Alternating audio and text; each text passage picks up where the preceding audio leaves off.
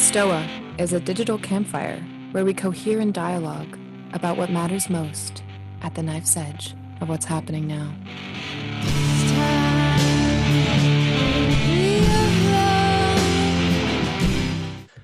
Welcome to the Dark Stoa with Patrick Ryan, the baddest man on the internet, or sometimes known as the most dangerous man on the internet. And he was here since the Stoa started, really, and he had 2 seasons of the Dark Stoa.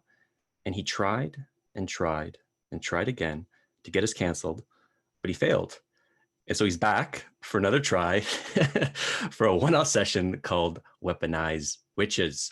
How this is going to work, if this is your first time here, Pat is going to share his thoughts for, I imagine, anywhere for 30 minutes to 60 minutes. Throw your questions in the chats anytime. I will call on you to unmute yourself when we go to the Q&A portion. If you don't want to be on YouTube, which is probably might be a good idea for this session because this will go on YouTube, indicate that in the chats and I'll read your question on your behalf. And there's only one rule at the Dark Stoa. Keep it clean in the chats, okay? We have Cleo, keep it clean in the chats. Martin here is our bouncer. Cleo, if you can give him a wave. So please keep your dank Chan jokes obscure enough so us stoic normies will miss them. If you don't, then Cleo will throw you out of this room. So that being said, I will tag in Pat and off to you, my friend. Nope, there you go. You can mute yourself. Howdy, folks. Welcome back for, oh, God, it's been weeks or months at this point. I don't know how long it's been. It's been so busy for everyone, I'm sure. Very eventful in these past Dark Stoa intermissions. So this one will be one that's near and dear to my heart. It's one that I've studied extensively for most of my life. And I trying to get these concepts out on any format other than the one that you're at today is almost impossible. Because when you're talking about witches, everyone has their own personal definition. You know, like, this is my definition of a witch, and this is what I think is good about it, and this type of stuff. And how do we get that way? Like, why did everybody decide to personalize it and make it their own thing? How did that happen? Well, this chat is going to explore the history of this concept as much as it can. And it's also going to challenge your assumptions because not only am I going to not necessarily redefine what a witch is, but I'm going to provide why the incentives of defining a witch is so important. And by the time I'm done, you're going to learn the bitter truth on how to make your own. And I promise you'll be able to do that. So with that said, I would like to get started. And I hope I got the same energy as usual. So we'll see. Let me get a full screen on that. And share. Loading. Making sure everybody has it. Get my laser. Pew pew. All right. Weaponized witches on Halloween. Is it Halloween? I don't even know what time is anymore. All right. So moving on to our very first slide. Feminine symbology is where I would like to start when it comes to this concept. I don't want to start with a personal definition. I don't want to start with what I think it is because I have to do a lot of deconstruction to explain it. So I want to start as much as the beginning as I can with the history of feminine symbology. And I like to start, of course, as you see in my previous slide, this little symbol right there, the alchemical symbol for copper, by the way, not female. People tend to associate this with female. This is actually the symbol for copper alchemically, and that copper was associated with Venus. Copper was a common household item. So items of the household were associated with the feminine spirit across multiple cultures. And so this kind of binding is there. Copper has a warm essence to it. It's an inviting essence. It's intuited to believe to have a feminine spirit about it. And then, it gets hijacked and turns into a corporate brand. And well, here we are today, right? So copper, in addition to being associated with the feminine, as a result, was also associated with the Roman Venus. And not just the Roman Venus, but also the Levant Venus. So you do the Syria and the ISIS territory and that type of stuff, not the modern one. Don't sue me. And then there's more feminine symbology involving Victoria and Nike, the goddess of the military indigo complex, as in Romans would march across the land, stab a bunch of people and take their bounty and then sell it for Cretan indigo so they can get purple dye for their Senate robes. That's the military indigo complex. But this is, again, the wings. The feminine and wings are actually deeply connected for most of feminine symbology history. In fact, the idea of angels comes from this, but it doesn't start with Victoria or Nike. We'll get into where that concept came from, but notice the wings on the head and the wings on the back.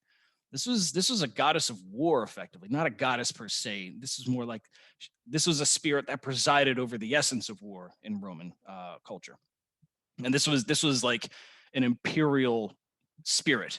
This is an imperial spirit. So whenever generals came back successfully from conquest, whenever they did their triumph, they would pay homage to Victoria or Nike accordingly. And then there's, Gaia, which is the one that is the most common in modern parlance in the New Age sense. Most people don't actually know the history of Gaia. She immaculately conceived Uranus, then decided to boink her own son to give birth to Cyclops and have all kinds of other inbred mutants. I think one of them had like 50 heads or something. Probably a warning about inbreeding. I don't know. She's also the mother of Zeus. Excuse me. She's often seen as Mother Earth because she's at the beginning of the Grecian creation story. But that's a bastardization of words, and we'll step into that when we get there. And you've probably all seen this one. This is a crossover event featuring Nicki Minaj and Butterball Turkey. You've seen this one plenty of times.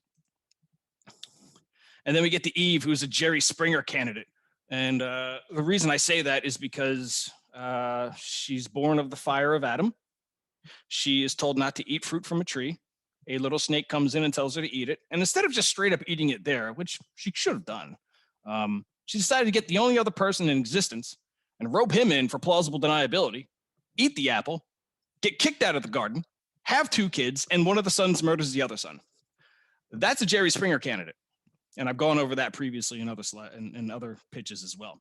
So you might notice that Eve isn't associated with motherhood. There's probably a reason for that. Out of all the feminine symbology that exists, she's really not associated with motherhood, which is interesting and worth exploring. And then you get to Mary, which in South America is more important than Jesus. I don't know how that happened. That's actually worth exploring too. That's actually very interesting how that happened.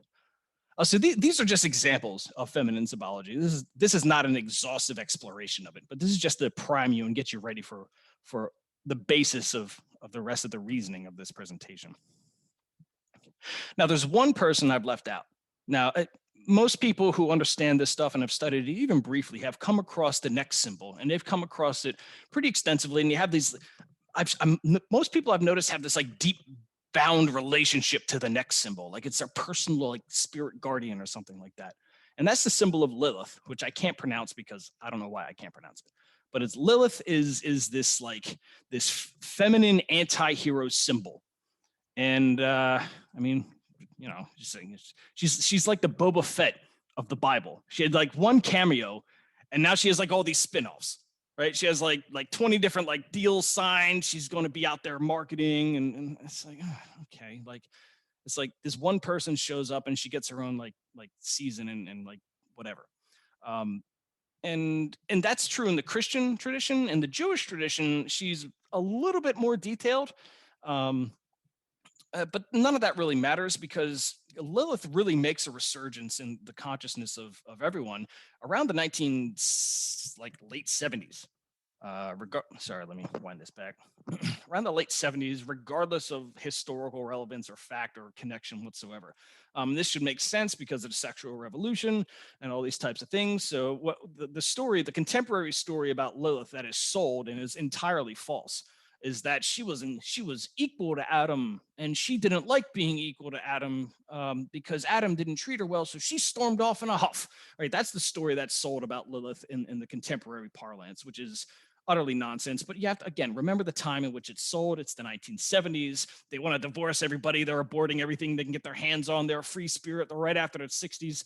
So yeah, of course you're going to need this anti-hero to sell this type of stuff that you're trying to push for. But that's the key word, sell. They sold it.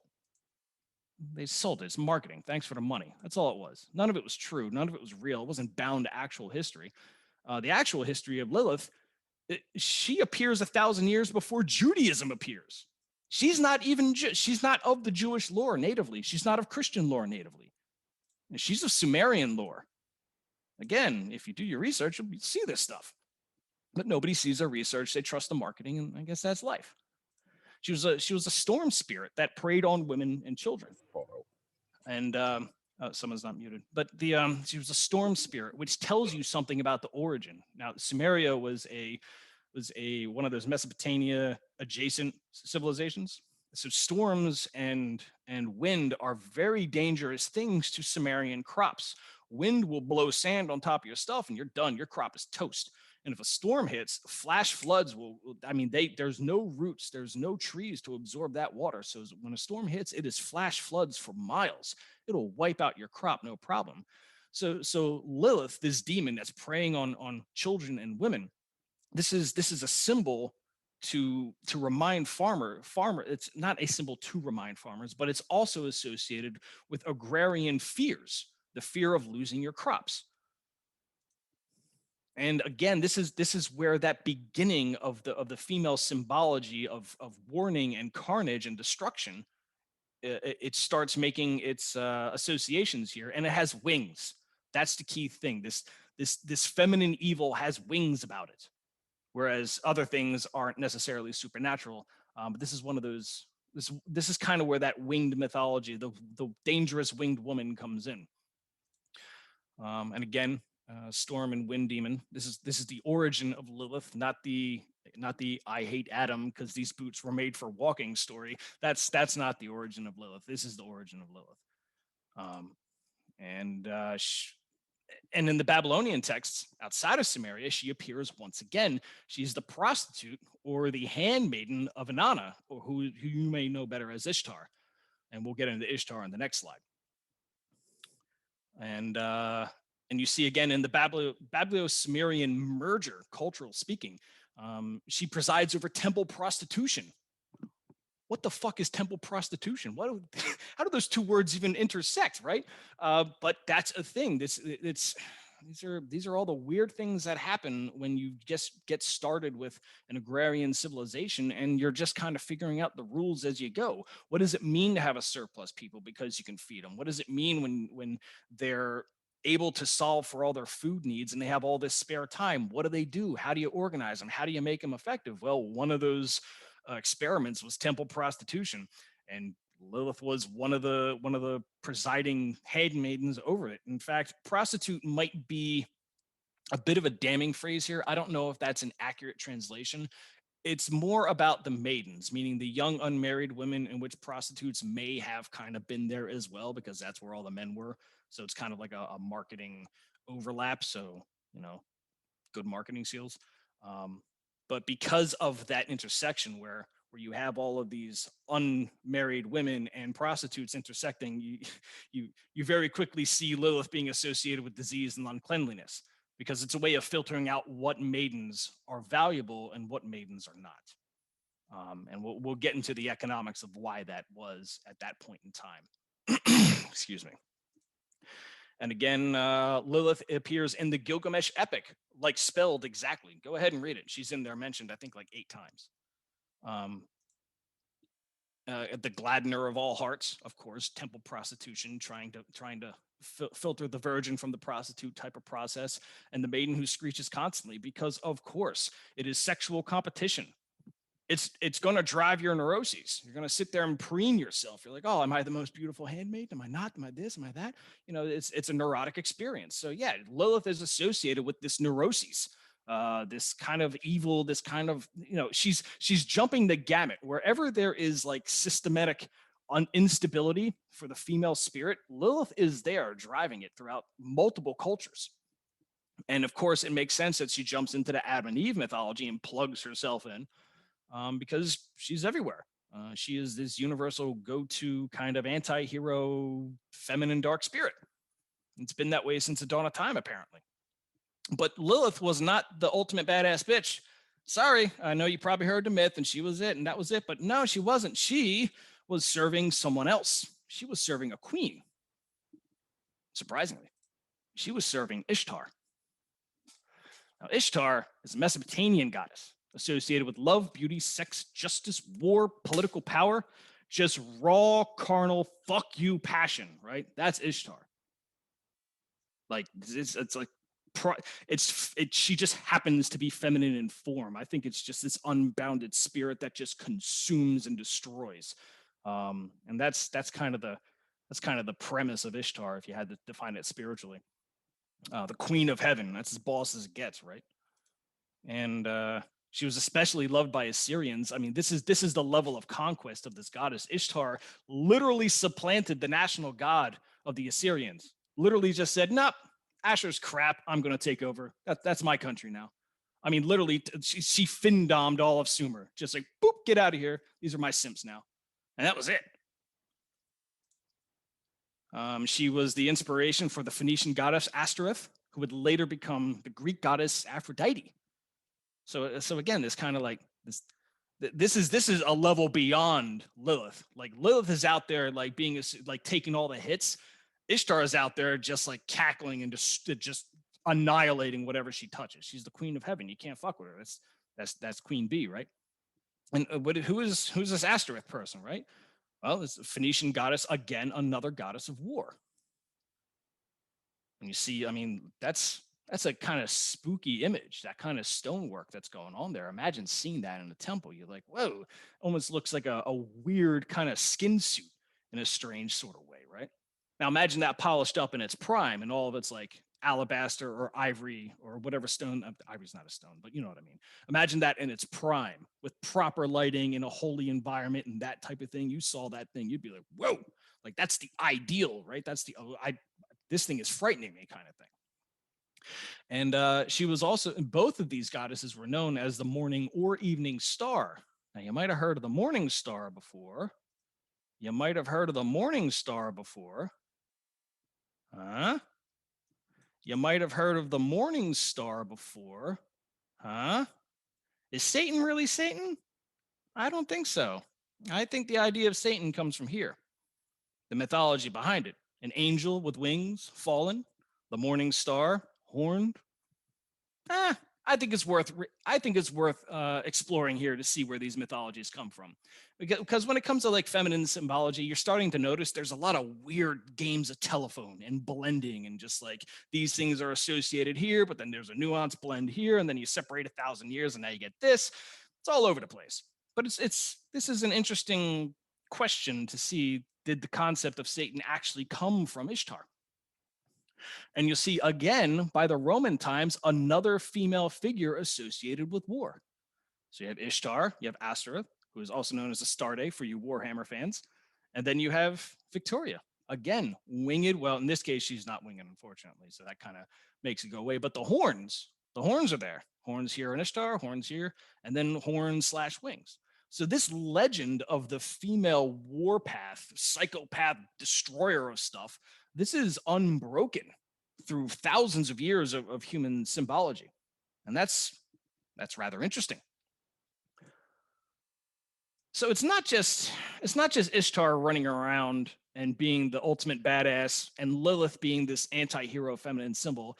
There's much more what we would consider boring symbols of the feminine spirit throughout history too. And how do you market that? How do you make someone like a housewife sexy in 1980s like edgy anti-hero land, right? Well, that's where Mother Earth comes in. Now, I said that the concept of Mother Earth, you might have associated it with Gaia. This is where a weird game of linguistics took place in history. There is no such thing as a Mother Earth. It doesn't exist. It is this pieced together construct over the past 200 years. It was never a thing in antiquity. There was no such thing as a Mother Earth. There were mother goddesses that existed in abundance, plenty of those. But a Mother Earth, an omni-feminine warden over all of creation, it's more nuanced than that. It's not this like, boss on top of the world being feminine everywhere. There is a lot more nuance going on here. And where did this idea of Mother Earth come from? Well, it comes from Grain Mother, surprisingly. And I'll explain why that is. We'll start with Demeter, for example, the goddess of harvest and agriculture, presiding over a sacred law, life and death. Antolia, Turkey. She's known as Sybil in Rome. She's Ceres, quite literally cereal, as in cereal grain. And if you break down some of the linguistics, you see the element de, as in Demeter. You see de, and it's connected to Dao, which is on the epithet of Demeter.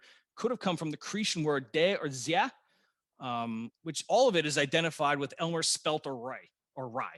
So this is all grain stuff, even to the point where it would take a feminist British scholar, Jane Harrison, to suggest that it actually was grain mother, not earth mother. And that's an important distinction. That's a really important distinction, because if you're talking about earth is one of those words that is just like easy to screw up. Are we talking about the planet? Are we talking about the element? Are we talking about the ground? I mean, these are levels of distinction you have to make sure that you're getting right when you're talking about symbology, or you're going to fuck it up.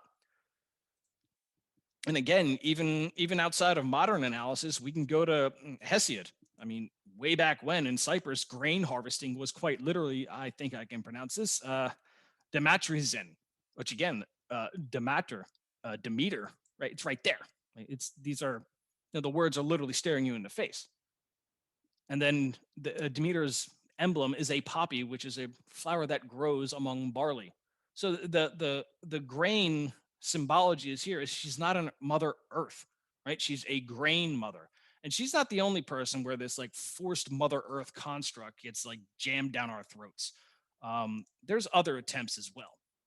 So you'll see in the Indonesia and Java and Bali, Dwi Suri, which I don't think I'm pronouncing correctly. She is another one. She's touted about as this Mother Earth construct, but in the native tongue, it actually means rice mother. Again, a grain. Rice isn't. Don't think it's a grain, but one of those harvest mothers, right? One of those agricultural feminine spirits. And then Gaia. We're going back to Gaia because this is like where all of the confusion starts. She's the personification of Earth, sure. At the beginning of the Greece mythology, she is quite literally giving birth to creation. Yes, okay, that's as close to a Mother Earth as you're going to get. But again, she didn't give birth to creation. She gave birth to the elements, the wardens of the elements. She gave birth to Pontus, who watched over the sea. She gave birth to whoever was in charge of the earth itself. She gave birth to the sky and the mountains and all of these things, and then all life upon it. She is more in common with fertility and bounty. And the reason this gets confused is because, again, the word earth as an element, not as in the totality of existence, but earth as in the element itself. This is where the grain grows out of. This is where all of the bounty and all of the agrarian civilization is possible, is from fertile earth. So these are how these people are thinking about their divine and their symbology at the time. They're not thinking in the contemporary terms of the world and policy and fucking all this bullshit we tell ourselves now. That's just a forced, categorization. And then again, you see this with Terra, which is the Roman version of Gaia. That's like, Terra meaning earth. Yeah, of course. And then Vulcanus, the god of fire. So again, the four elements: earth, fire, water, and money. I don't know what the other elements are, but those are the four elements. And so trying to say that this is Mother Earth is kind of it's disingenuous, especially when the defense is often, well, Terra Mater was how it was originally pronounced, which is true. But the problem is Mater, meaning mother, that was an honorific given to all goddesses. So to single out Terra as being the only receiver of that honorific is, again, disingenuous. So we're starting to see that this Mother Earth mythical category is really forced and contemporary. It's so much so that even Camille Paglia talks about it in Sexual Persona. The moral ambivalence of the great mother goddesses has been conveniently forgotten by those American feminists who have resurrected them. And of course, that's absolutely true. I walked you through that. I walked you through why she even said that. So there's this contemporary marketing angle being done to these feminine symbologies, and as a result, all the nuance is being dismissed. What people are actually worshiping when they come to this Mother Earth concept is actually from James Lovelock, the inventor of the Gaia hypothesis. He's what people are actually associating with here when they think about feminine symbology. He's he's the reason. He's the one who comes up with the Mother Earth meme. He's the one who really popularized it and made it happen. So this is what people are they're worshiping the headcanon of this guy, not the actual, the symbology that's been done. And just to really drive my point home, because there might be people who are saying, "Oh, Pat, you're being crazy again." Here is Google Ngram. Google Ngram is a beautiful tool that examines the frequency of words throughout books that have been digitized by Google. And Google has digitized quite a few books, a couple 100,000, I believe. So you can actually see the instance of the word Mother Nature and Mother Earth grow at roughly the same rate across the same time span, with the exception of the 60s and 60s and 70s, when you have the hippies just really going all out on Mother Earth. They're just pushing that Mother Earth meme. And then, 60s fail because of any number of reasons. And then cocaine just kind of takes over for a bit. And then the 90s come along. So Mother Earth eventually comes back, and then it holds its mimetic position indefinitely afterwards. So this is examples of a piecemealed construct, something that has just gradually been put together and tested to see, how do I get the maximum amount of penetration for my audiences? And that's what Ngram does. Ngram is pretty cool, and I'll be using it quite a bit for the rest of this slide. So get familiar with it. And again, you'll think of it from a psychohistory standpoint. Like, it's growing in 1820.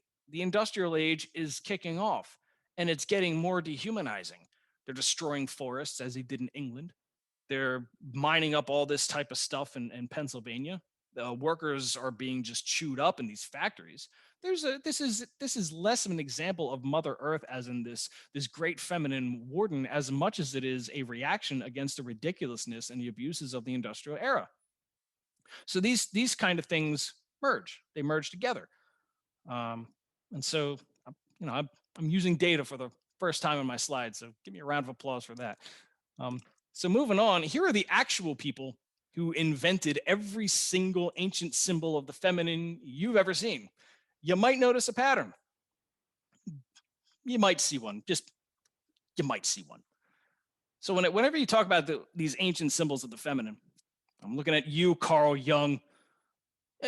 All these people invented them from their own interpretations. They went to a dig site. They found some stuff. They made some interpretations. They said, meh, that's good enough, right? And so these are all the people who did it, and they're all white and male and old. And well, here's a sausage party behind the creation of Wicca. Whoops. That's not good. That's probably not good for PR. It's a shame I dredged that up. So what is this? Where's this? We're starting to see some cracks in this mythology here. But I'm not here taking pot shots, because if you've seen my Facebook posts for the past 2 months, one, I don't apologize. But two, it's been there's some interesting psychological warfare going on, which I can expound at a later time. But this is a much more nuanced review of why my Facebook feed is a total shit show right now. And so again, we're going to go back to Ngram. We're going to look at the phrase Wicca. We're going to look at Wicca and Wiccan and how much it appears. And you'll see around 1980 to 2000, just spike. Huge spike. No mention of it in books for 200 years. Meh, it's not a thing. Whatever. Wicca, who cares? Sounds like a furniture. Nope. You get to 1980 and whoop, up it goes. Again, at the same rate in which Mother Nature and Mother Earth explode. So these things are now being fused. These concepts are fused together and growing at the same time around the 1980s, forcing the existence of this feminine anti-hero. These are all of the individual symbols that are underlying the feminine anti-hero. Around 2004 was peak Wicca, just for a fun little fact. I think the edgy teens from the 1980s turned 39 around 2004. And I don't know, maybe their kids are teens, and I don't know what happened, but they just stopped. I mean, you know who I'm talking about, right? This person. But this was, it just kind of died off. Maybe it was 9/11. Maybe the world moved on. I don't know what happened. I actually don't know that one, but that was when peak Wicca was hit. So that's worth exploring, right? And then let's look at witch. I mean, we're here talking about weaponized witches, right? We're exploring all the symbols behind witches. So let's look at the actual word itself in Ngram. And it's pretty constant. I mean, it's in books, it's there. It's not completely gone like Wicca, but it's there. It's doing its thing in history and books being mentioned. And then again, 1980, whoop, up we go. So again, this whole like feminine anti-hero, 1980 was the birth of this stuff. It was not only born, but it was rushed. I mean, look at this. What is the ad spend, you think, for this? To have this word appear in thousands of books at the same time, continuously growing over time. What do you think the ad spend is for that? How much does how much does Macmillan and Random Penguin pay for this stuff? Right? There's a lot of money to be paid for this, for all these writers just somehow coming up. We're going to write about witches and Mother Nature and Gaia and these type of things all at the same time. That sounds like collusion to me. And this is probably helping the push, of course, for those who are old enough to remember that movie.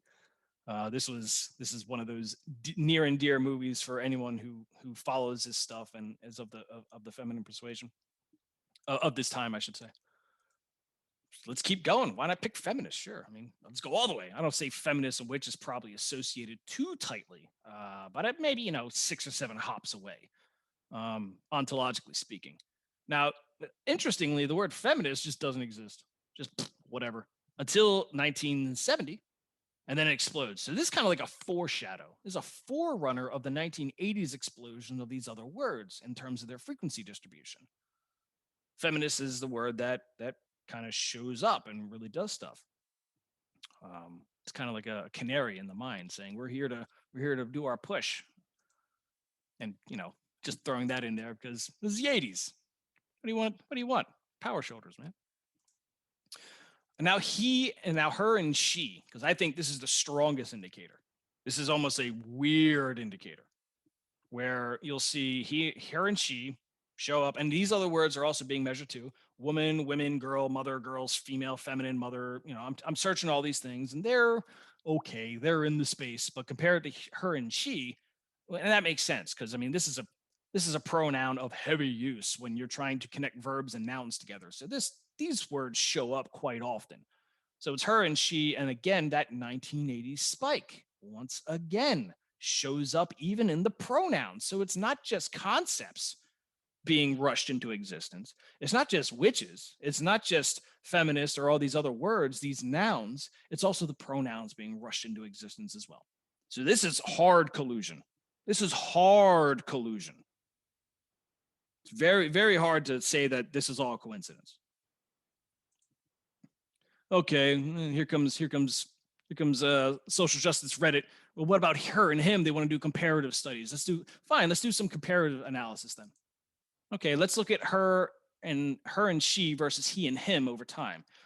He is dominant. There it is. Proof of the patriarchy. There it is. He is dominant. All right. But here's what happens over time. The gap here is very wide, early 1800s. And by the time it's done, even he shows up in that 1980s rush, right? So that might be indicative of a just mass generation of books, right? That's totally possible. But at the end of that mass generation, the gap between the two has closed significantly. So again, more collusion. Now, of course, it's a complete coincidence to certain audiences.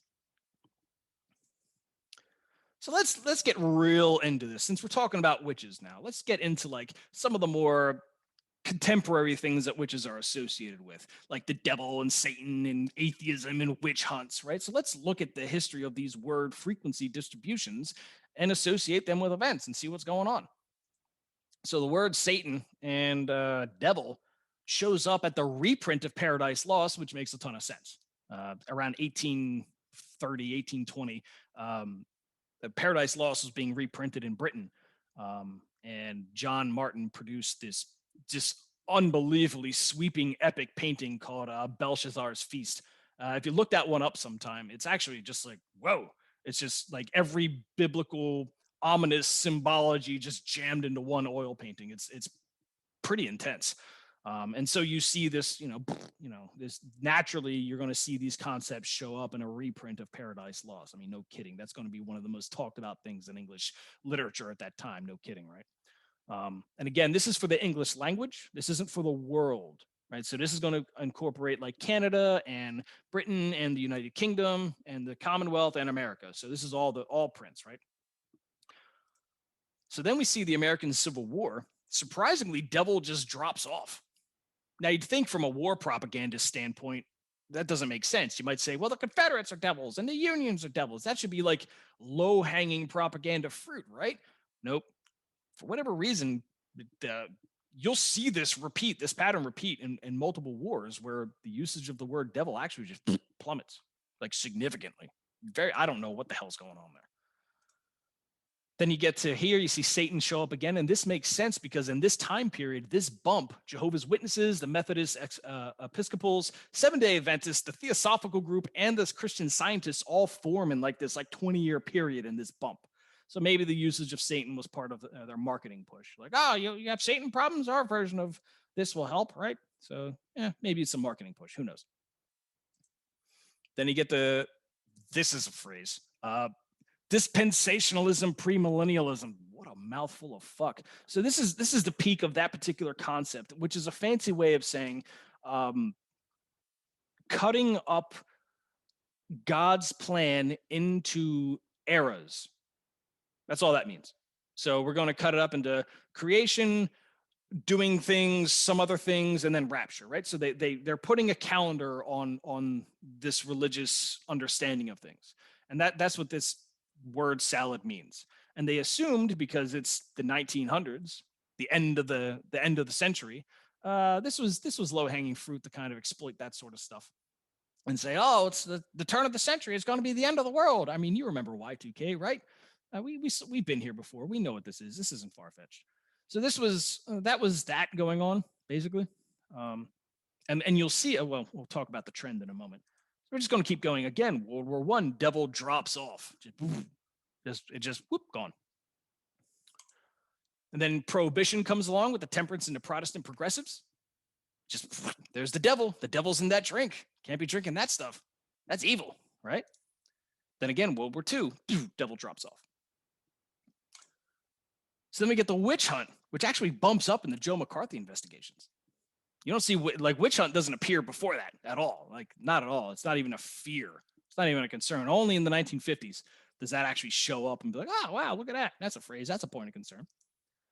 And then here's that anti-hero thing where everything spikes. Devil, witch, Satan, atheist takes a little bit of a bump up. Witch hunt goes down. It comes up again under Donald Trump. But everything else just spikes up. And this is a coordinated push. Ladies and gentlemen, look at how uneven all this stuff is. And then you get a coordinated push across all English-speaking nations.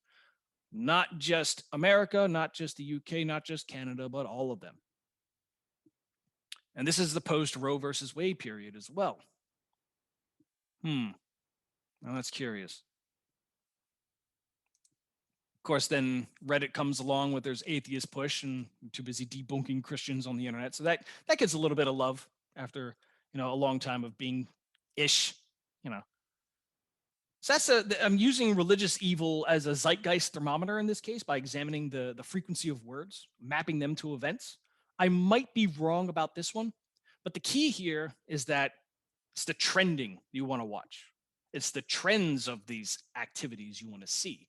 So from the 1800s to 1880 to 1930, all the way up to current time, right? These are two major upward shifts of these religious evils being pushed in the word space at the very least of print, right? So keep these arrows in mind as I move on to the next slide. So now, what I'm doing is by using the word distribution, I want to talk about the idea of commodifying the feminine. That means making the feminine accessible for a price, making the feminine so common that other feminine symbology is now competing with each other to achieve the lowest possible price. And this makes sense because the industrial age created material abundance where there are more humans. And if there's more humans, there's more pressure to keep labor costs down due to surplus labor, but not just labor costs. Every creative endeavor of the human spirit also gets plowed under this monumental force of population growth. And it is a monumental spark of a force. The more people you have, the more people who are unskilled have to cut their own throats because, well, I mean, what other skills are they bringing to the table? That's how it's usually. I mean, that's price discovery. That's basic economics. But now I'm going to introduce a new chart that you may not have seen and won't have access to, and I can defend it as best I can. because Google uses this source as an authoritative source. And so therefore I'm allowed to too. And if you have problems with me using this source, you feel free to take it up with Google. Now, what I've done is I've looked at the frequency of women being the focus of legal changes worldwide throughout history. Now, Wikipedia has a list of this stuff, and they have additional references. They have additional points that you can then follow up on that are not mentioned on the main page. And I decided to follow all of them. And so I counted the accumulated sum of all the times that women were the focus of legal changes. Now, to be clear, the focus of legal changes does not mean improving the quality of life. That's some contemporary bullshit that you have to suspend for the sake of this graph. I can't even measure quality of life changes. How do you even begin that? I'm only talking about where women are the focus of legal changes, good or bad. Obviously good, obviously bad, unintended good, unintended bad. I can't even make that quality of life assessment. So one of those examples would be women can't have abortions. That would be the focus of a legal change. Another one would be women can vote. That would be the focus of a legal change. Again, no matter what, right? No matter however the target is, however they're targeted. But the frequency maps human growth, explodes. It's an interesting correlation.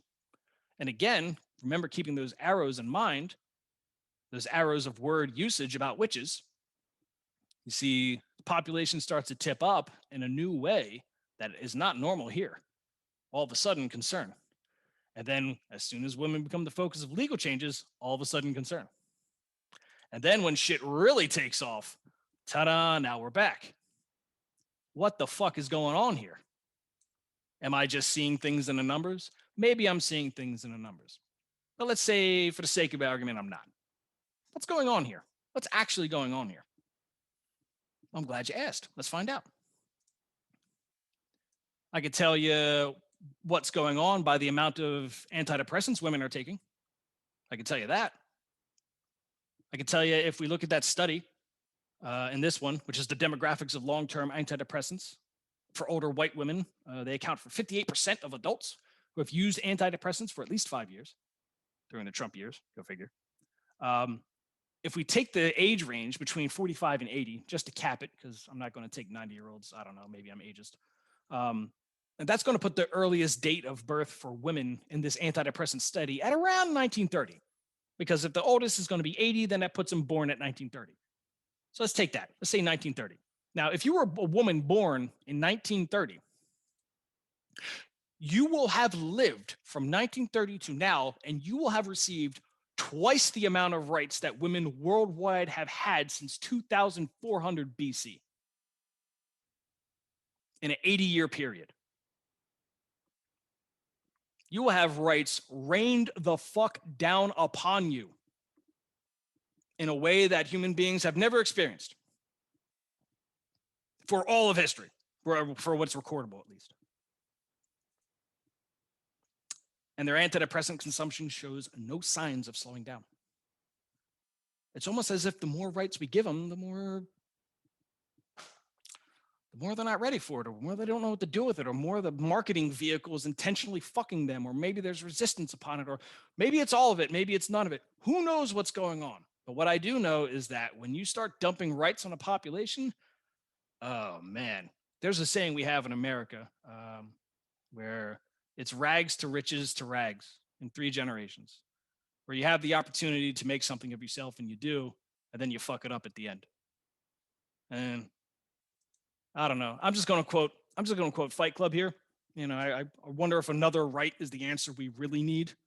Maybe we should step back and kind of like, hey, what's going on in this swing? So why did the number of rights literally double since 1930? What the fuck happened, right? What is going on here, and why does it correlate with population growth? Let's say Gregory Rawlins, the person who broke me of my Marxist fantasies, and he doesn't like sharing this story, and I hate the fact that I'm recording this, and he's free to dismiss me for saying this, but he would occasionally snap his students to awareness when he felt like they were distracted. He would ask this question: what took women so long to desire equality? Now that would always get their attention. That would snap them the fuck too. They'd be like, oh, what do you, they'd do all this shit, right? And then they pay attention, right? But he was asking a very interesting question, because this seems so obvious. The desire for equality seems so obvious that to suggest that someone doesn't desire it is insulting. And he knows that. That's why he's wording it that way. He's doing it on purpose to get your attention, right? And so when you look at this chart regarding, the focus of legal changes worldwide, you might even have the argument about the patriarchy. You might say, well, see right here, this gap right there, there's the patriarchy. We have the proof. We did it, right? We fucking did it. There's our actual tangible proof. Even, despite the clickbait journals and the gonzo academics who are really pushing it these days, and the zero financial record transactions and, all this stuff. You might look at this and say, there it is. We found a smoking gun, got him dead to rights, right? Again, that's a frame. That's not a truth.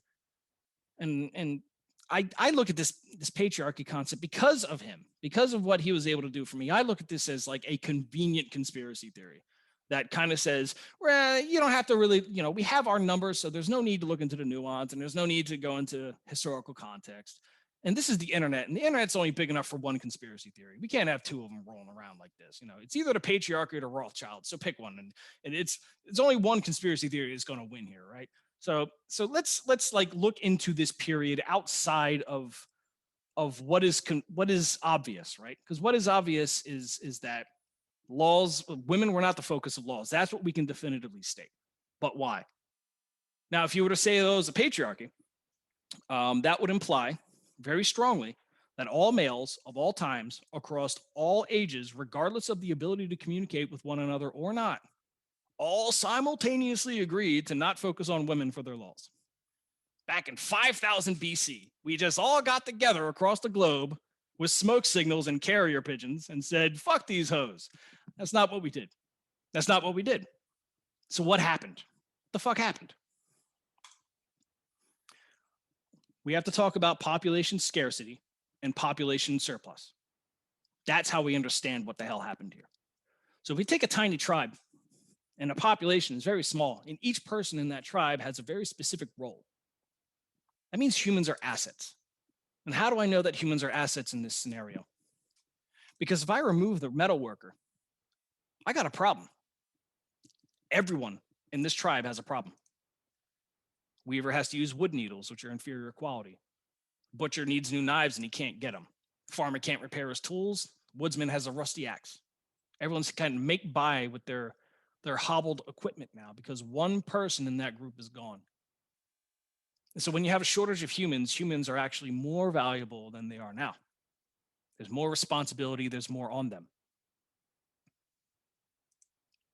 Bet you wish Walmart existed now in this scenario. This might explain why we even built Walmart. We were all too busy fighting this little fight, dealing with the population scarcity problem. So why is there population scarcity? Well, it's very simple. Women can only give birth so fast. That's it. That's the source of population scarcity. It takes 9 months. Got to take 9 months, gestate, pop out the kid. Takes at least 14 years to raise the kid just before they can become seriously productive to the tribe. Effectively, the hoo-ha of a female is the primary means of wealth creation. They don't teach you this. They don't show you this method. They don't teach you this stuff. They don't want you understanding scarcity, and they want you framed in this fucking war of the genders, right? That's what they want because it's good for marketing. It's human scarcity. That's it. Because every time you make a baby in a scarce population, that's more potential units of transmutation, more power, more influence, more wealth. Only when population is scarce, by the way. We'll get to the inverse in a moment. So now she's basically a female across all agrarian cultures, and this is how you can have females treated the same way across all agrarian cultures without having people having to communicate and collude here. Females are effectively printing presses for wealth in antiquity. They print wealth. That's what they do. Because every little human you make can become a farmer or a soldier or a miner or a builder or something useful. Now imagine if this printing press decided to randomly spend itself. You would be very ass mad. You'd say, oh, well, printing press, make me $1 million. And then they hand you $200,000. You're like, what the fuck? Where'd you spend that $800,000? And the printing press says, fucking, I don't know, I lost it. I burned it. I don't know. Dolphin ate it. Who knows, right? You'd be really mad. You'd be really upset. You'd think your printing press was faulty. So what do? You have to inspect that printing press. You have to make sure it does its job. And how do you make sure it does its job in the case of this printing press? Well, you have to control the mind and the heart of the female. And this is what antiquity has done, is what we've selected for. Because this is wealth. You just can't be dumping out kids of any old random dude you can find. No. Whoa, hold on. We're trying to build a dynasty here, lady. We got to build a bloodline. What are you doing here? We're building a tribe. We're building some shit here. So what are you doing? No. Get your head right. Get your heart right. We got a plan here. This thing can't be spent willy-nilly. We got to put this to work in a meaningful way for everybody involved, or we're going to get fucked here. And then you see the harshness of stepping outside of those controls, where you see things like stoning. Right? But that's look at this. It's Mr. Powell, the Federal Reserve. He's upset about the baby standard. Oh, good for you. But the human scarcity normalizes extreme punishment because any individual failure results in collective destruction. If this source of wealth creation steps out of the tribe, that tribe is doomed. It is doomed. So the value of the feminine and the symbology about feminine value all comes from this population scarcity relationship. It doesn't come from the patriarchy. It doesn't come from these stupid offhanded conveniences. This is the core economic driver of human relations. And let me just really knock this down even further. When you have a male and a female in a population scarce environment, they rely on each other, whether you like it or not. Like, they absolutely rely on one another for their own survival. If any one of them decides to step out of place and screw around and do some dumb shit, it immediately impacts the other, which drives the other one to intervene instantly and say, get your shit together.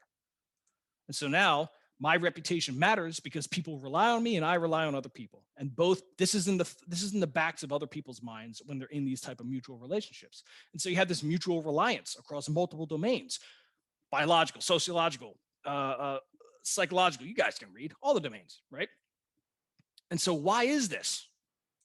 Is this imposed by law? Is this imposed by morality? Is this the church getting in the way of human freedom? No, this is fucking psychology. There's only so many Dunbar slots you can have. And you want to make sure that the Dunbar slot is mapping to an actual person. That's how you maximize your relationships. Because you have human scarcity. You have a population scarcity. Your Dunbar slots can represent an actual person now.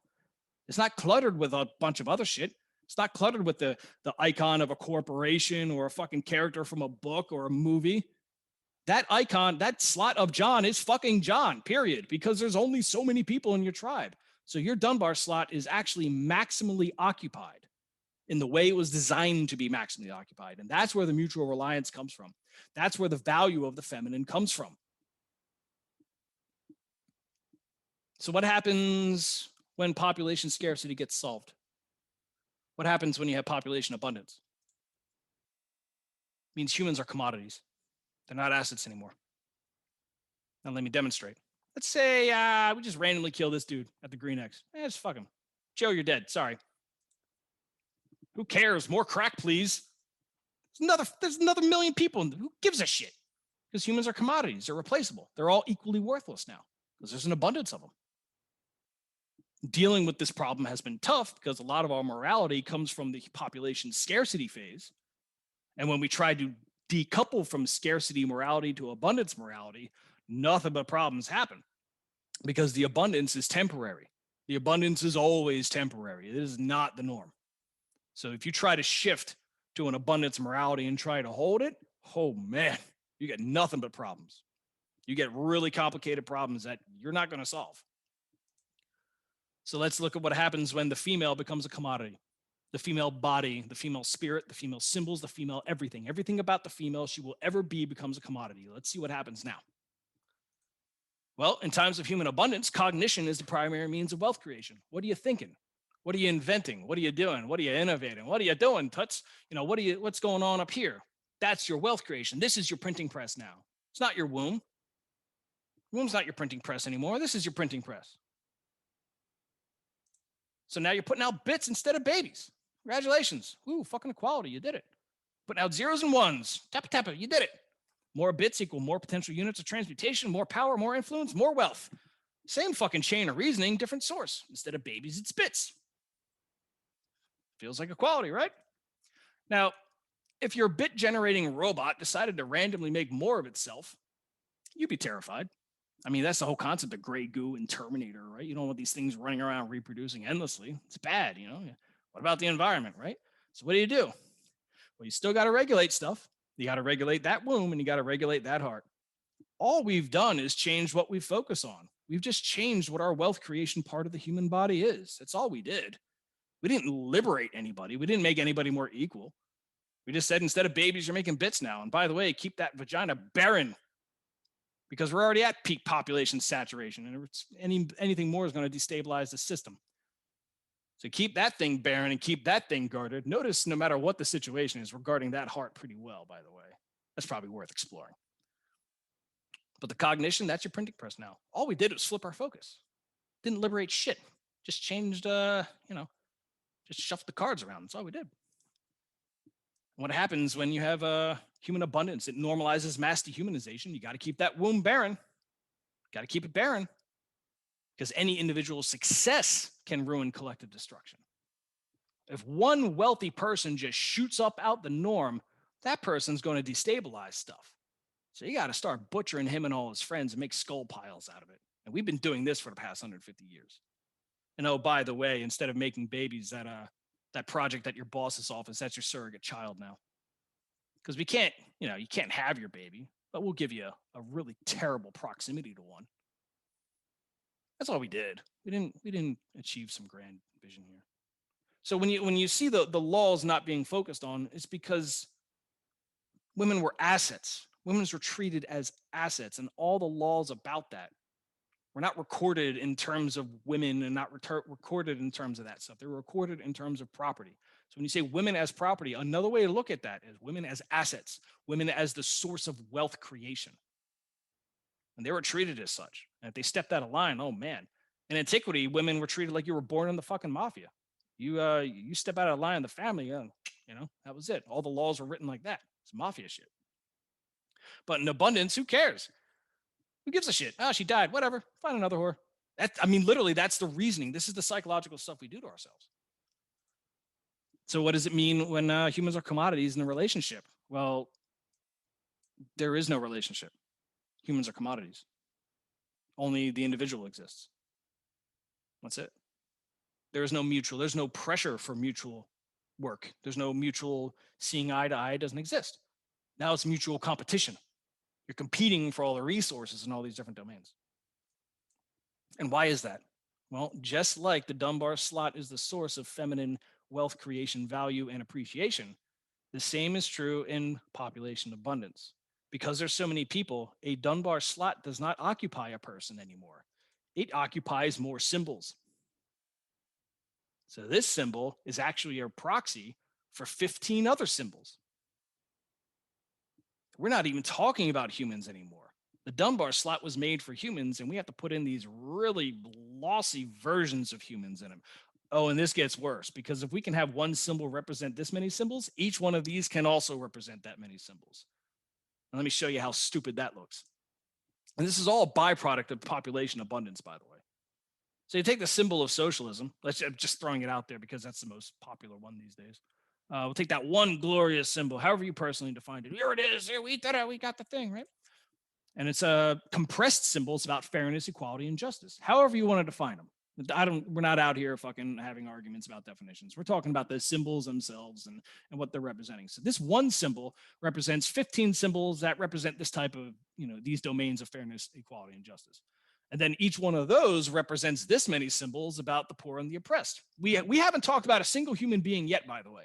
We're 3 layers into decompression. We haven't hit a single fucking human yet. So now, talking about the poor and oppressed, now we're mapping it to almost people we know who are poor and oppressed, who are demanding fairness, equality, and justice, who then umbrella up into and socialism. But we're still not talking about people, and even more so, now we're talking about our own personal suffering. So we are so far removed from an actual human being in our Dunbar slot. It's amazing we can even talk to each other. Now, it turns out our neurology is actually good at handling this. It's actually surprisingly good at handling this. So here's an example of our neurology handling this, because a lot of our neurology waxes and wanes between a population abundance and population scarcity. It's all the Dunbar economics here going on.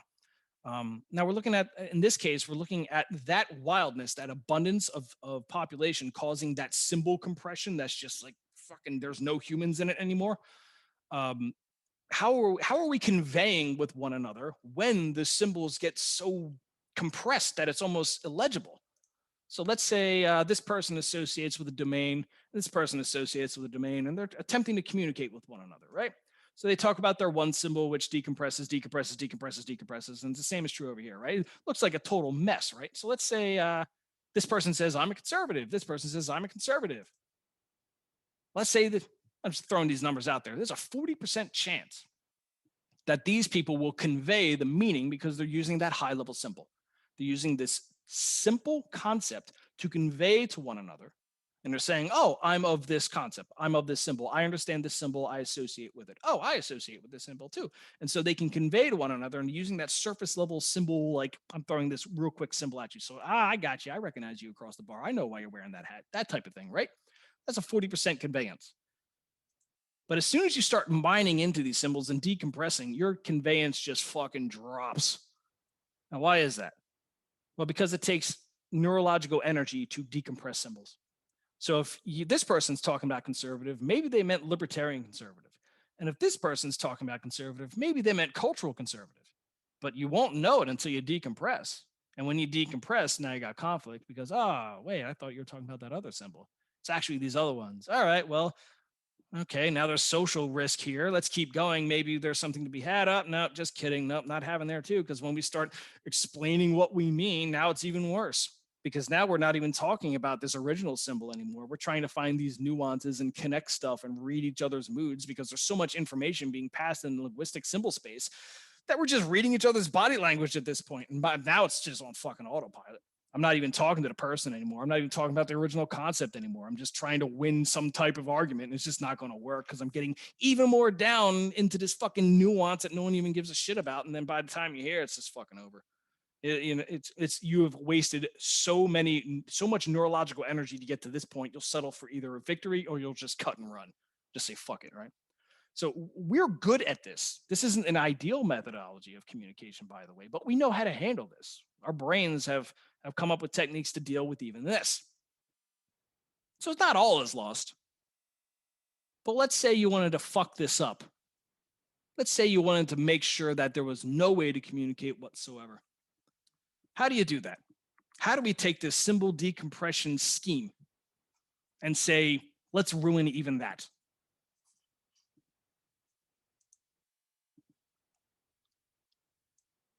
Oh, poor bird down here wants crack. That's cute. What if you were to rush the symbols into existence and bind them to every single authority you can find? What if you say, we're going to take all of the feminine symbols and we're going to bind them to law and culture and religion, and we're going to colonize every single authority. So when you defer to authority, there will be a feminine symbol sitting there waiting for you, just waiting like a trap. What if you did that? What if you rushed all the symbols of the feminine into every single authority space? What does that look like? How does that look for this decompression process? So we have our dark feminine anti-hero Lilith and the Ishtarian supplicants over here.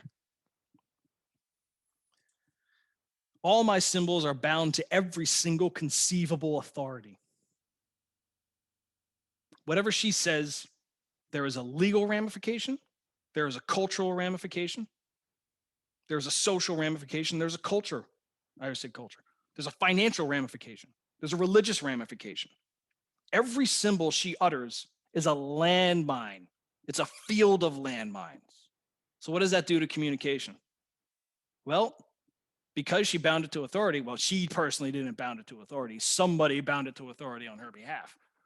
Because this was done, what the fuck? How do you navigate that landmine? That landmine field? It's a lot of neurological energy. It's a lot of social risk. It's heavy risk. And the only option is to submit. That's it. Because if you fuck up, you're going to get hit by the law. And if you fuck up, you're going to get yelled at. And if you fuck up, you're going to get censored. You might get your bank account taken from you. You might lose your job. You might, these things might start to sound familiar if you've been looking at the internet lately. You might have seen these things. So now your ability to decompress symbols is just gone. Just can't even do it anymore. Just can't do it. The risk is too high. The reward is too low because somebody rushed all of the symbols to authority. That's my theory. But I know where I might be wrong here, and I'm always interested in following up and seeing what I got wrong here. Meanwhile, the military-grade neurochems intensify on this side of the equation, but not that side of the equation, which is interesting in and of itself. So I promised that you could build these witches yourself. It's not enough to call them out and say, here's how they are actually operating, I think, based upon symbol binding and authority tricks and this type of stuff. Let's start building these witches ourselves, because if you can't beat them, join them, right? So how do we build these broads? Well, it's quite simple. We're going to look at filter pressures, meaning we're going to take a person, we're going to run them through a gauntlet. We're going to run them through all the gauntlet. We're going to make sure that this person, by the time they reach the end of this chain, is exactly the witch we're looking for. So over time, we're going to go from low pressure to high pressure. And so what do these pressures look like? We're going to find women who have parental susceptibility, meaning their parents are fucking deadbeats and they don't care about them. Usually poor women or women with very bad parents for one reason or another. But you can find these people. You might notice this picture, which is probably the saddest thing you'll ever see. That's a low pressure. And the reason it's low pressure is because, it's a kid in the background. They don't know any better. They don't have the full awareness of what's going on neurologically. So let's step it up to the next filter. Now we got to find authority recourse, meaning when we start intervening on this child's life, is there authority that is going to say, hey, stop doing that. You shouldn't do that. And if there is, can I pay them off? And if the answer is yes to all of that, congratulations, they've passed the filter. Now we can target them full time. Emotional sensitivity. Oh, by the way, this last bit, authority recourse, that's public school, by the way. Public school is where you have unlimited access to these kids and you can make them do whatever the fuck you want. I mean, they have school shrinks. I remember in the 90s, they were dumping Ritalin into all of us. So then you filter, once you have this full access to the child, at least for prolonged hours, now you filter for emotional sensitivity. Try to find emotional sensitivity is a strong indicator that things are wrong and there's an imbalance. That is what you want to filter for. You want to find that. And you want to test the limits of that sensitivity. Then you find addiction susceptibility. So they've reached their teens. You now understand that, okay, what type are they demonstrating patterns of addiction? Are they looking into drugs and alcohol and any of these types of things? Then you look for disassociation capacity, because once you're doing the addiction, the person is willfully, voluntarily creating two different definitions of themselves, the sober and the not sober. And so once that person is disassociated there, if they haven't disassociated beforehand, then you could definitely make the disassociation now because they're already on narcotics. Now you can push the limits of that. You can find the total capacity of their disassociation before they break. Then once they finally break, they have to rebuild themselves. Duh. They got to rebuild themselves through power training. And they're old enough finally to rebuild themselves through sexual experimentation, usually in the 18 range and up from there. And then finally, once they've exhausted this and they've reclaimed and rebuilt their identity entirely from scratch after disassociation, we now do identity framing, meaning can that person snap and change identities on context instantaneously? Once you've done that, congratulations, you've created your witch. Now, I'm not making this as horrific as this is, by the way, and I don't mean to be so glib as I'm saying it, but this is a thing. I don't know why that green line's there. This is a filter candidate, right? So not everybody's passing this filter, and most people with sense will turn the fuck around at every single stage of this and say, this is abuse, get me the fuck out of here. People will do this, and if you have people who care about you, they will also come in and say, stop this shit. But it's not true for everyone, unfortunately. And so what ends up happening is either people get turned away or they break entirely at either one of these stages. And by the time you're at the very end, you got maybe 100 people. You started with 100,000. Now you're at 100. Now you might say, Pat, that is the most cruelest thing I've ever heard. You might be right. Because traditionally, this technique doesn't work. This approach to this insane approach does not work until the internet happened. And then it really fucking worked. How is that possible? How can I take 100 people who have survived this gauntlet of insanity and turn that into an army of witches? I'll show you. Using psychological lookalikes to identify others. Now, what is a psychological lookalike? Here are the 5 people who have survived the gauntlet, our 5 witches. They're prototypes, they're templates, they're the beginning. Let's look at the population of females that I'm looking for now. I say, okay. I have all the data of all these women, all the clicks they've done, all the websites they've been to, all the places they've seen, all the conversations they've had, the words they use. I have it all. What I want to do is I want to find women who acted just like these people did on the internet. And now I have my psychological lookalike, which then filters away everyone else. And now I've turned my 5 women into 15 more. Oh, and by the way, none of them even know they have a mental condition. These ones do, because we ran it through the gauntlet. These ones were not ran through the gauntlet. They just happen to behave like these people, but they don't know they have psychological issues. They don't know, which means you can intervene on them at any given moment, and you could scale from there. You could take these 5 candidates and turn them into tens of thousands, and all of them will not know that they have psychological issues. And that is how you weaponize witches using modern technology. Now, if any of this is horrifying, it should be, because these are the techniques that were used for radicalization in Iraq. They were used for radicalization online. They were used on Tumblr. They were used on 4chan. I fucking hate Cass Sunstein, but these are the techniques that were used, and they're still being used to this day. Psychological lookalikes. They are worse than nuclear weapons. They can disintegrate entire civilizations, and that's how you weaponize witches. As soon as I can get out of here.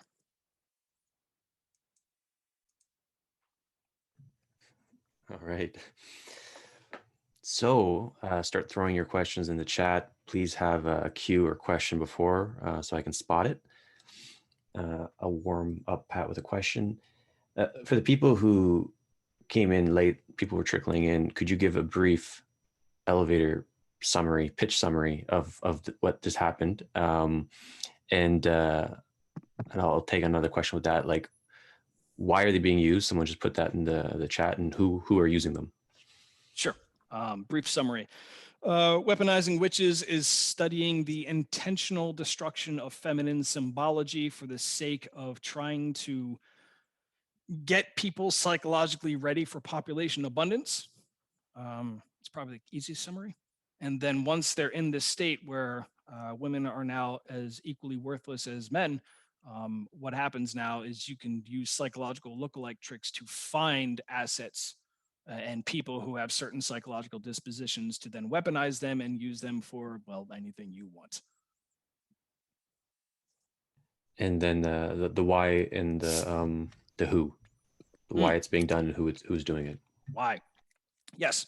Why it's being done is because when you have this technique doesn't just work on women, by the way. I should probably preface this. This technique works on men too. You can radicalize men to be suicide bombers using this exact technique, by the way. Same thing. Or school shooters. Oops. I guess I'm speaking out of turn. More evidence on that later. But you'll see a lot more of these techniques being done because it's convenient, especially when you find one of these radicalized people, you put cameras on them and you say, we need to stop this person, and use that to rationalize policy. That's the technique. Now, who's doing that? Whoever the fuck has the money, really. So how do you de-weaponize witches? Reduce the population.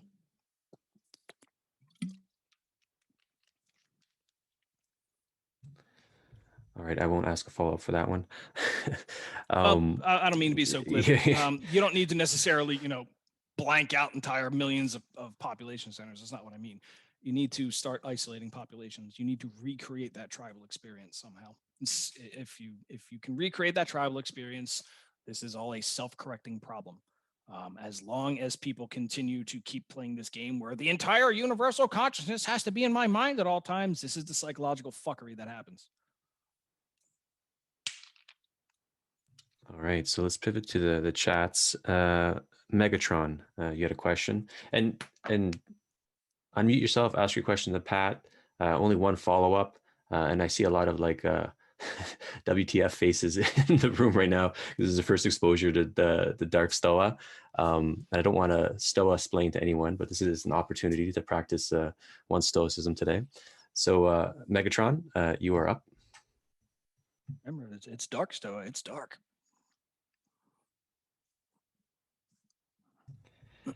I think he might got scared. He's asking if you can read his question for him. Okay, gotcha. Why would you need women when you could use an AI or chatbot programmed as a psychological lookalike? So the chatbot is nowhere near as effective as the actual feminine presence.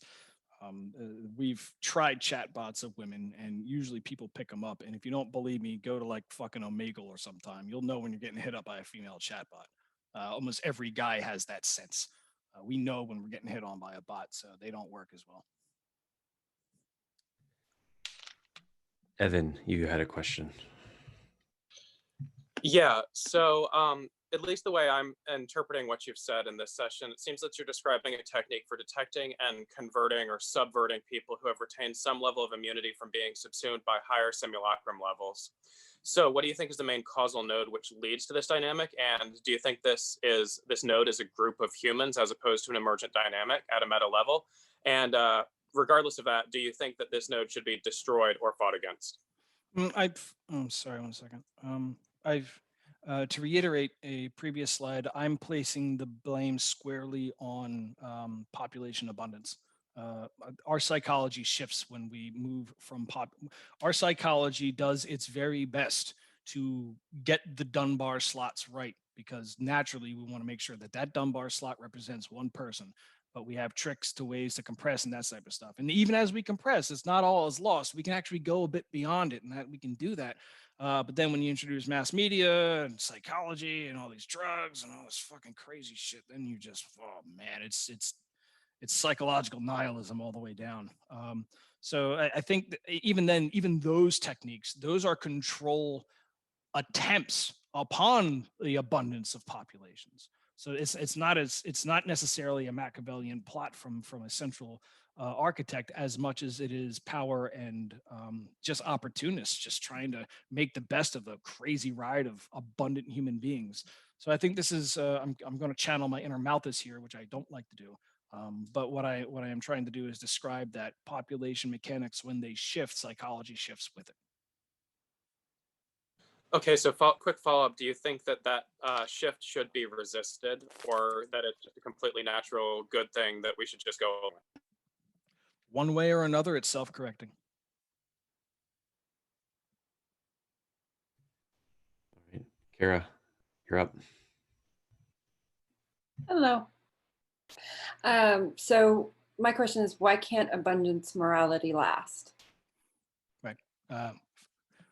A follow-up to my one way or another, it solves itself. So abundance morality has a very complicated reliance. Has a reliance on very complicated chains of dependency. So in order for us to have this conversation, we need to have computers. In order to have computers, I need to have the skill and the labor that can make those computers. I need people who understand the machines when they break down. I need an abundance of silica. I need copper workers. I need transistor people. I haven't even gotten to feeding these people yet. I haven't even gotten to the psychological well-being of these people yet. I need the entirety of civilization to make this computer so we can have communications. These are very complicated supply chains. And the more complicated they get, the more fragile they get. And as a result, I should now explain the relationship between why we have these complicated supply chains as populations grow, because the only reason populations grew is because we demonstrated mastery over nature with literally our technology. We found a way to fertilizer. We figured out atomic theory, so we threw fertilizer all over the place, and it made more food. So as a result, we have more people. So now there's more pressure to figure out to keep those people, not burning stuff down. So one thing leads to another, and you just end up with this complicated duct taped supply chain. And just a flick at the right spot and the whole thing comes tumbling down. And you'll see this with the collapse of the Bronze Age. 4 mega empires that lasted thousands of years fucking disappeared in 4 years because of supply chain collapse. So these are it is a self-correcting problem. The fragility of our supply chain eventually says this, nope, too much pressure's on it, gotta go. And just as a quick follow-up, the self-correcting, but is it would you say it's a cycle? I mean, it's just something like an expansion and a contraction. It's just going to inevitably, blow up and then do the same thing over and over again. Yeah. Now it doesn't blow up universally. I need to make this known. It's not Armageddon apocalypse stuff I'm trying to sell here. Abundance is usually local, where you have like one plot of land is overextended, or one plot of land is like centrally absorbing the resources of all surrounding areas. The surrounding areas tend to go first, and then the central power either adapts by finding more resources, or it too then collapses. It's this stupid psychological seesaw where when we have a scarcity of population, we keep telling ourselves, man, I wish I had more farmers. And then that naturally leads us into a population abundance. And then we finally get there and we're like, man, I wish my supply chain was robust. And well, you can't. That's Tower of Babel stuff. You can't really break that. That's just the end of it. So. All right. I'm reading another question. Can witches be diffused or detonated earlier? Yeah, the filter does a good job at that. The filter will detonate them in advance. It takes skilled human designers, wink, wink, to make sure they can go through that filter well, to make them understand, like, hey, this is happening to you, and here's some guidance to get you to the next step. If you throw them in there, like, I don't know, a prison yard fight, it's kind of brutal. You're probably not going to get the results you want. So not all witches are the same. You want to make sure you're getting the one that is demonstrating the behavior you want. You want one that can be a psychopathic CEO, for example, so that they can champion your ESG corporation in 2 years. There's certain types of things you need to filter for. So you can't just can't take hood rats and just say, fuck it, we'll see what happens. It doesn't work that way. There is a little bit of guidance you have to do there, because if you don't do that guidance, those hard filters will trim them down, pre-detonate them, and then evacuate them from the competition. Sorry, my voice is going. All right, I'm going to read another question. No one wants to be on YouTube for this one. Who does Pat think is doing the best work on rediscovering tribal modes of civilization to use today? Ed Kaczynski. Oh shit, I said that out loud. I'm sorry. That was my inside voice. I had to leap at that. And Prim Tribal. Tribal is often has this brand associated with it. Like you got to be true to, like, I don't know, LARPing as a Papua New Guinean. I don't buy that. Tribal just means having your fucking Dunbar slots maximized to a single human being. I'm going to redefine tribal here, right? So that way it's accessible. You don't need to go like live in the dirt. Who the fuck wants to do that? Let's do something that we can actually do. Get your Dunbar slot to associate with a human. And if you could do that and all your Dunbar slots associate with a person, congratulations, you're tribal. You did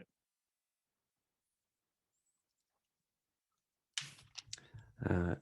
Daniel, you got a question? Yeah, thanks, Matt. I just wanted to hear you said you had this slide with the woman and the one line going this way and one line going the other way. Sorry, it broke up. Okay, you said somebody rushed the symbols to authority in terms of coupling the feminine with authority. I wanted to hear like more about that, or maybe like a specific example. Yeah, anything you could say more on that. Yeah, I cannot give the name of the entity or group or effort to do so. I do not know that. I can only point to the fact that this was done through the word frequency, and this was done for any ontology of witch or feminine. And you can repeat this in Engram, and you'll see this. This is a thing. This explosion is happening, and because one can say, well, in the 90s, there was this resurgence of print, for example. Books were all over the place because, I don't know, the people in Manhattan were part of Oprah's book club or something. Sure, you can make that argument. But the again, you see the closing of the gap between he and she, right? That is a strong indicator that there was something afoot here. So what entity was responsible for it? I don't know. But I do know that the feminist meme happened 20 years beforehand, and I'd start looking there if I were you. So the feminine signifiers were more closely coupled with power, force. Okay. Yeah. Thank you.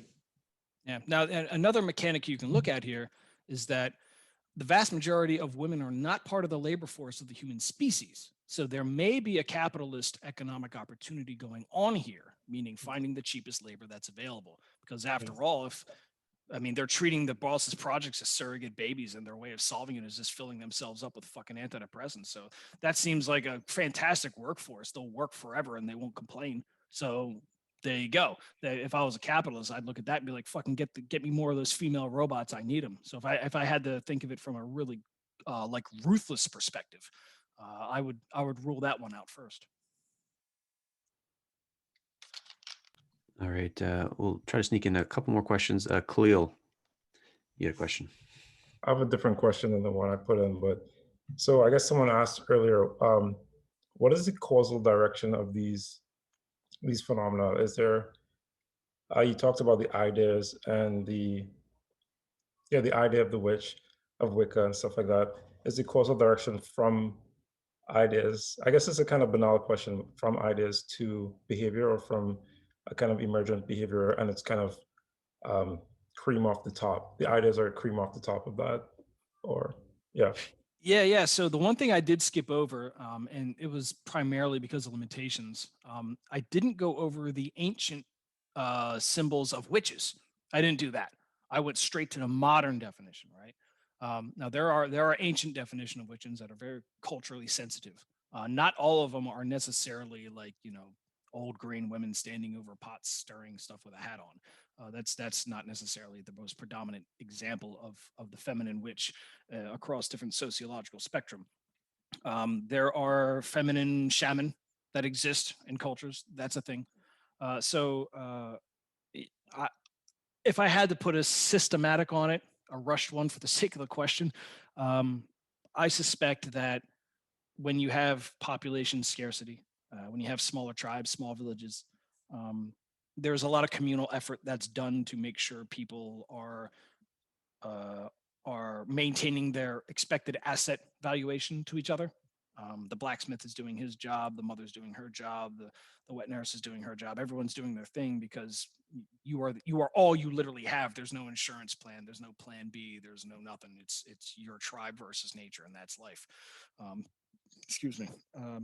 So you're going to see a wide variety of social psychological experimentation in these isolations. Excuse me. You're going to see people their shamans are going to be doing very strange things between all of these different tribes, and that's to be expected because they're managing the space between a Dunbar slot representing a person versus representing other symbols, whereas most people aren't doing that. And so you're going to get wide variety of variation of that Dunbar slot management, mostly in the witches and in the shamans, the alchemists, and those spirit walker types. So I skipped over the ancient symbology of the witch because it is fairly fucking robust. There is a lot of different types out there. But all of them were ultimately subsumed or turned into a consumer product, and then that was the end of that. So. All right. Pat, we're at the hour. Do you have time for like 10, 15 more minutes, or do you have to bounce? Yeah. Okay. Jason, you're up.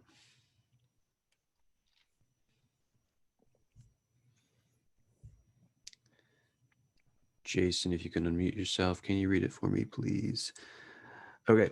If witches are already operating in the cult space via twisted sexuality and abortion, can you induct them into healthy cults, Bronze Age goddess worship via the internet too?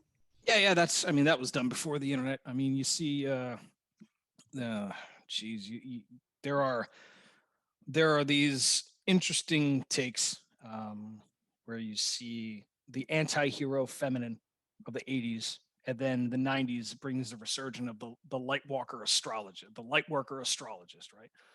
So you have these two competing feminine symbols, and there's more, obviously, but those are the predominant ones because I think those are the easiest ones to market. I don't know. I don't know the answer to that one, but I'm just going to use those two as examples for the question. Yes, there are multiple forces that can shift one to the next. Could be financial incentives, could be keeping up with the Joneses, could be social pressure, could be life earned experience, where being in that ridiculous space of being some kind of usable sex toy eventually reaches its cap and you're like, well, time to fucking bounce. This ain't working for me anymore. So these there are definitely pressures that can bring a person out of that space. Now, what they do after that space, I don't know. I don't think there's a strong probability distribution of what one does when they step out of that space. There's no proof to say that they naturally go into that that light worker astrology, oh those darn Aquariuses type thinking. I don't know where that's a thing. But it is. I did 14 years in Hollywood. I describe it like living in prison. I've seen these people. I've seen them do this. I've seen girls come there at age 18 and just get fucking turned into meat. And I don't mean sexually. I mean just psychologically. There's nothing you could do because every day there's a new batch and they won't listen to you. So, I don't know, man. There's a lot of nuance there. I don't know. I don't know if there's a guarantee. I don't know if there's like press button, turn person into, not that. I don't know if that exists. Any follow-up question? Oh, I read that one out loud, I think. Okay, Scott, you're up.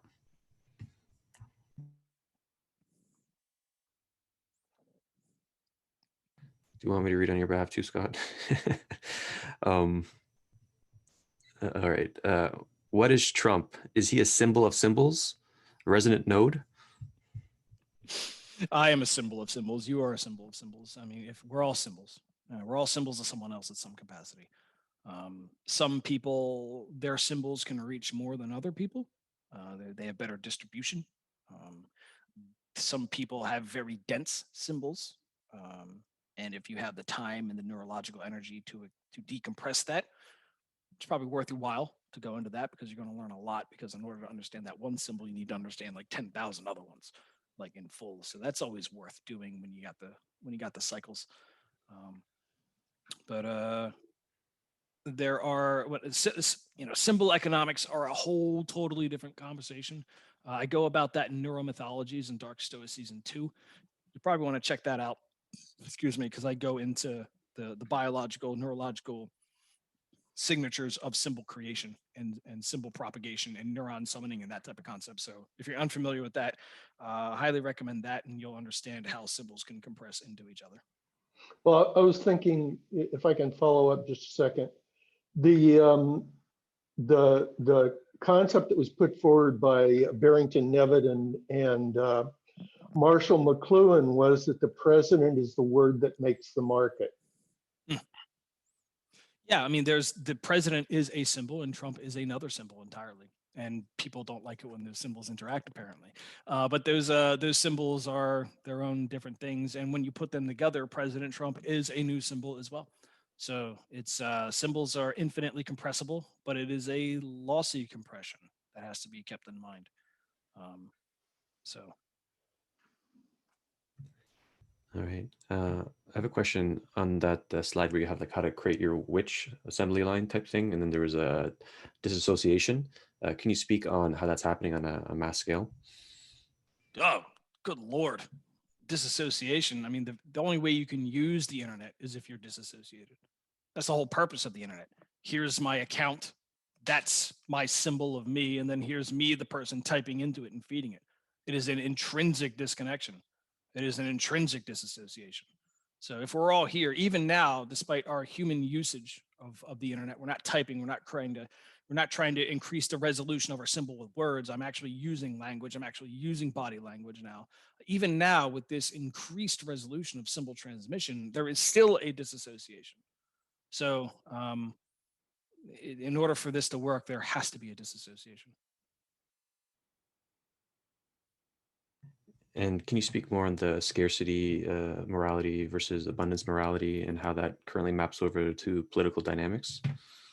Oh yeah, I mean, this is one of the easiest on-hand layman politics is the conservative and the liberal. Liber is the Latin word for free, meaning free man. Liberal being of a free man. That's what liber means.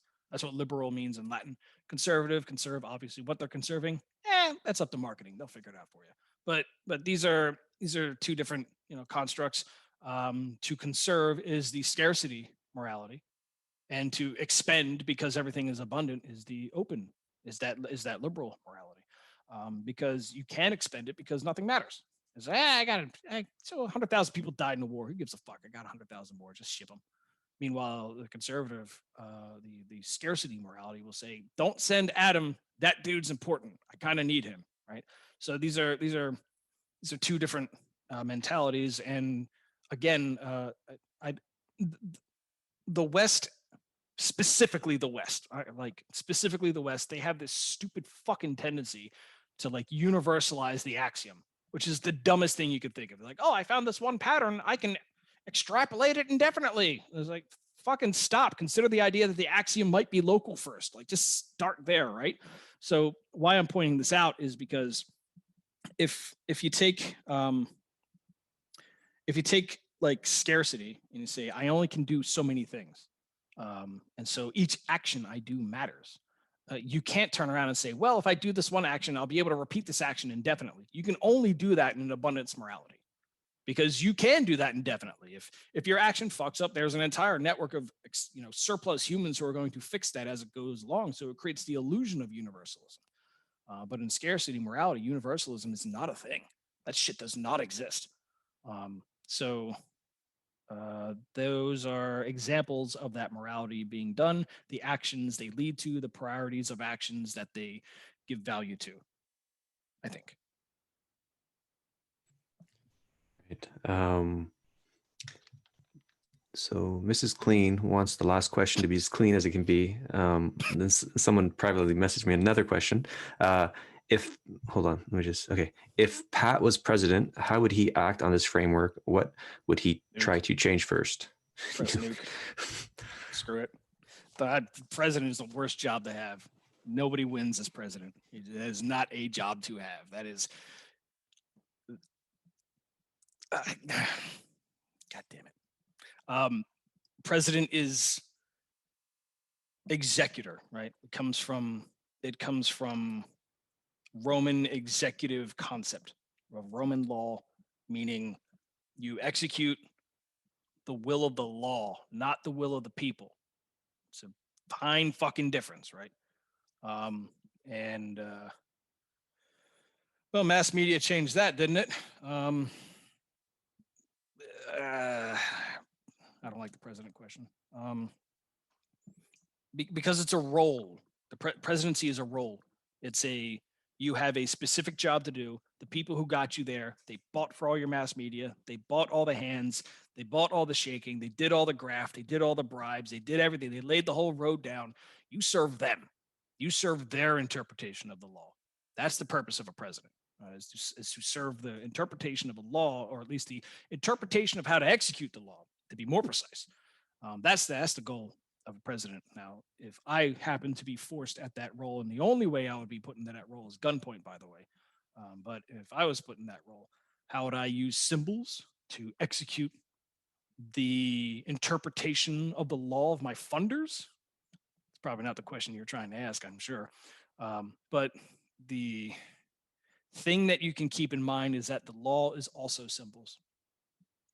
And decrees are also symbols, and all of these things are symbols as well. It's just that those symbols, all of civilization keeps them propped up. So when you say we're going to put this as the law of the land, and there it is, that's the law. Well, every organ of government either defers to that or supports that. They're the military is out there conquering treasure to support that law to continue to exist. And then when there's disputes in courts, you got to point to that law and say, okay, what's going on? How are we interpreting these symbols? What was intended? What's going on here? Blah, blah, blah, this type of stuff, right? So the law as symbols is a reference. It's almost like they're like memes that don't die. I mean, the entire American legal system is built entirely on precedents dating all the way back to fucking English barristers. So it's all precedents, probably all the way back to Roman maritime law, if you really want to get into it.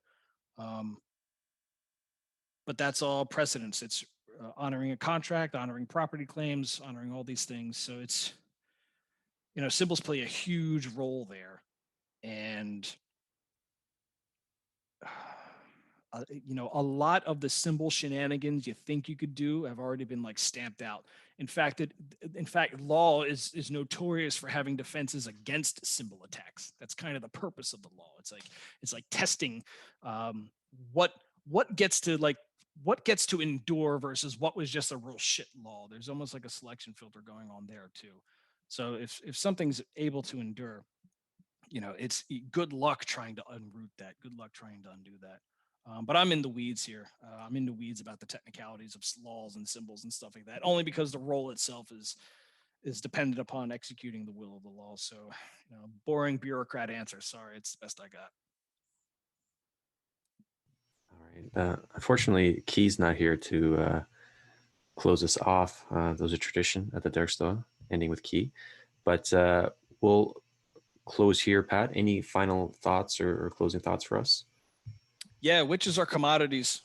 Don't identify yourself with that. It's a commodity. You can go to Walmart and buy witches, and you can make your own homebrew, I guess. So it's like just look at that frequency distribution. That was done on purpose. There were people who funded that. There was money behind that. That wasn't just the zeitgeist. That wasn't people saying, it's witch time now, we're all here. There was advertising dollars put into that. There was printing press dollars put into that. Movie dollars were put into that. So just keep that in mind next time you fly off the handle or think you have to fly off the handle when someone talks about witches, because just, there's something afoot after the 80s and it's worth exploring. All right. I'll make some closing thoughts in a moment, but fly off the broom handle. Thank you so much from coming to the Dark Stoa and giving another crack at getting us canceled. Greatly appreciated. So if you want to continue this discussion, Discord, more events at thestoa.ca. We have a Patreon and a Substack. Sunday, the Metagame Mastermind is being launched, Limbic Unhijacking Edition. We're going to do some accountability groups in regard to that, so you can RSVP there. Yeah, so Pat, everyone, thanks for coming to the Stoa today. Thanks, folks.